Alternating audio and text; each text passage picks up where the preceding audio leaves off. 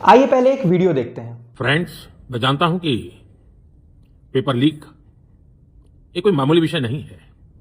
Fast track court और कठोर सजा के प्रावधान के साथ का ये मुसद्दा कल कैबिनेट में चर्चा होगी। कैबिनेट के साथियों के सुझाव के बाद उसका अंतिम रूप दिया जाएगा। इस वीडियो में दो चीजें ऑब्जर्व करने वाली हैं।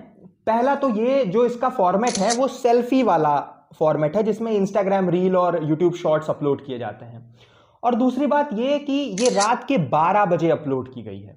अब ये बातें मैं आपको क्यों बता रहा हूं, क्योंकि आज से पहले जब भी प्रधानमंत्री जी को अपना संदेश देना होता था देश को, वो रात के 8 बजे आते थे और टीवी में हॉरिजॉन्टल फॉर्मेट में जो होता है उस पर अपना संदेश देते थे। लेकिन ये जो प्रोटेस्ट हुआ, ये बेसिकली जेनजी जो जनरेशन है, जेनजी उन्हें कहते हैं जिनका जन्म 1997 से 2013 के बीच में हुआ है, उनका ये प्रोटेस्ट है।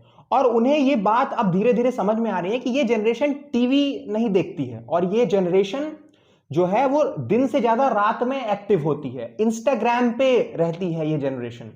तो उन्हें ये बात समझ में आई कि जो गैप हो गया था नेताओं के और जो प्रोटेस्टर्स थे, जेनजी प्रोटेस्टर थे, उनके बीच में, मोदी जी ने उसको ब्रिज करने का प्रयास किया है इस वीडियो के थ्रू। जो वीडियो सेल्फी फॉर्मेट में इंस्टाग्राम पे अपलोड किया गया और रात के 12 बजे अपलोड किया गया, जिस टाइम जेनजी सबसे ज्यादा एक्टिव रहती है। अच्छा, इसी के ठीक 1.5 घंटे बाद जेपी नड्डा जी और जितेंद्र सिंह जी मेदांता हॉस्पिटल जाते हैं और सोनम वांगचुक जी का जो फास्ट था, जो कि 26 दिनों से चल रहा था, उसको तोड़वाते हैं, ये आश्वासन देते हुए कि जो भी आपकी मांगे हैं उस पर जो हमारी सरकार है वो ऑलरेडी ध्यान दे रही है और आगे भी इस पर जो है काम किया जाएगा। लेकिन इस जो जेनजी जनरेशन है हमारी, उसकी एक और बात है जो ऑब्जर्व करने वाली है कि इनके दिमाग में अगर कुछ बैठ जाता है एक बार तो वो जल्दी जाता नहीं है। और इनके दिमाग में ये बैठ गया है कि इन्हें धर्मेंद्र प्रधान का इस्तीफा चाहिए, शिक्षा मंत्री का इस्तीफा चाहिए। और मुझे नहीं लगता कि ये इस्तीफे से नीचे मांगेंगे, क्योंकि ये जो अब प्रोटेस्ट है वो ना तो एक व्यक्ति का रहा है ना ही एक पार्टी का। अब ये Gen Z generation as a whole, youth as a whole का बन चुका है।